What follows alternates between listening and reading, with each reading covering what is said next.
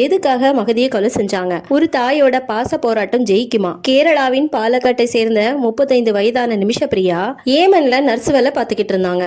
இவங்க 2011 டாமிதாச திருமணம் செஞ்சு கணவன் மனைவியா சேர்ந்தே போறாங்க ஏமனுக்கு. கணவன் எலக்ட்ரீஷியனாகவும் மனைவி நர்ஸாகவும் வேலை பார்த்து சந்தோஷமான இவங்க வாழ்க்கையில ஒரு பொண்ணும் பிறக்கிறா. 2014 ஏமன்ல நடந்த நிதி பிரச்சனை காரணமா கணவனும் மகளும் கேரளாவுக்கு திரும்பிடுறாங்க. ஆனா ஏமன்ல நடந்த தொடர் பிரச்சனையிலையும் தன் வாழ்க்கைக்காக அங்கேயே இருந்து வேலை பார்க்கறாங்க. 2015 இந்தியா ஏமன்ல இருந்து கிட்டத்தட்ட 4000 பேரை சொந்த நாட்டுக்கு அழைச்சிட்டு வந்தாங்க. இப்படி வந்தவங்க பெரும்பாலும் நர்ஸ் வேலை பார்த்தவங்க. இந்த நிலையில நிமிஷா செவிலியன் தொடர்பான சொந்த தொழிலை தொடங்க முடிவு செய்யறாங்க. அந்த நாட்டு சட்டப்படி எந்த ஒரு தொழிலை சொந்தமா தொடங்கணும் அப்படின்னாலும் அந்த நாட்டு குடிமகனா இருக்கணும். அந்த டைம்ல ஏமன்ல ஜவுளி கடை நடத்தி வந்த தலால் அப்த மகதியோட அறிமுகம் கிடைக்குது. இந்த அறிமுகம் மரண தண்டனை வரைக்கும் கொண்டு போகும்னு நிமிஷா அந்த டைம்ல நினைக்கல. இவருடைய மனைவிக்கு நிமிஷா வேலை பார்க்கும் ஹாஸ்பிட்டல்ல தான் பிரசவமா இருக்கு. இதுல 2 பேருக்கும் நட்பு ஏற்பட கேரளாவிற்கு தன்னோட மகளோட ஞானஸ்தானத்துக்கு மகதிய அழைச்சிட்டு வந்திருக்காங்க நிமிஷா.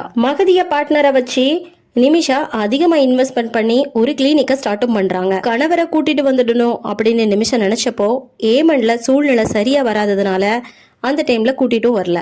ஏமன்ல பிசினஸ் நல்லாவே போக ஆரம்பிச்ச டைம்ல தான் மகதியோட சுயரூபம் வெளியே தெரிய ஆரம்பிச்சுது. கிளினிக் தொடங்கிய தொடக்கத்துல சில டாக்குமெண்ட்ல சைனும் போட்டு கொடுத்திருக்காங்க. ஜாயிண்ட் அக்கௌண்ட் மூலமா இருந்த பணத்தை எடுத்து ஏமாத்தவும் செஞ்சிருக்காரு மகதி.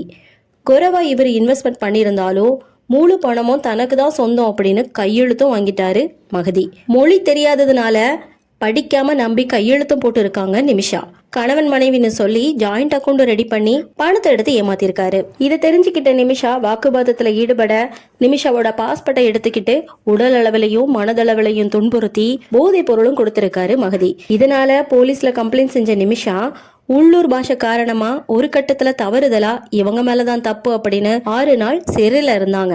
கடைசியில ஒரு காவலரோட உதவியோட மகதிக்கு போதைப் பொருள் கொடுத்த போது டோஸ் அதிகமாகி மகதி இறந்தும் போக பாஸ்போர்ட்டை எடுத்துக்கிட்டு கேரளா வர ட்ரை பண்ணிருக்காங்க நிமிஷா. இந்த டைம்ல தான் ஏமன்ல ஒரு தண்ணி டேங்க்ல இருந்து மகதியோட உடல் கண்டுபிடிக்கப்பட்டிருக்கு. ஆனா ஏமன்ல கலவரம் அதிகமா இருந்ததுனால சவுதி வழியா தப்பி வரும்போதுதான் சவுதி ஏமன் எல்லையில கைது செய்யப்படுறாங்க நிமிஷா. 2020 நிமிஷாக்கு மரண தண்டனை விதிக்கப்பட்டப்போ இந்திய அரசு தலையீடு செஞ்சும் காப்பாற்ற முடியல. தன்னோட மகளை மீட்க தாய் பிரேமகுமாரி ஏமனுக்கு போய் கிட்டத்தட்ட 11 ஆண்டுகள் கழிச்சு மரண தண்டனை விதிக்கப்பட்ட தன்னோட மகளை சந்திச்சிருக்காங்க. நிமிஷாவோட உறவினர்கள் மகதி குடும்பத்துக்கு 11 கோடிகள் கொடுக்க தயாரா இருந்தும் மகதியோட குடும்பம் ஏற்கவே இல்லை.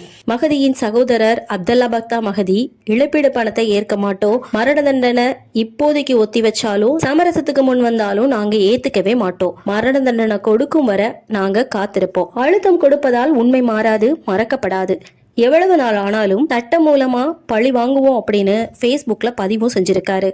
பல வருடங்களா ஏமன்ல தங்கியிருந்து தன்னோட மகளை மரண தண்டனையில இருந்து வெல்ல வேண்டும்னு போராடி வரும் ஒரு தாயோட பாச போராட்டம் வெல்லணும் அப்படிங்கிறது தான் இந்திய மக்களோட எண்ணமா இருக்கு. சேவ் நிமிஷா. இதை பத்தின உங்களோட கருத்துக்களை மறக்காம ஷேர் பண்ணுங்க. தேங்க்ஸ் ஃபார் வாட்சிங்.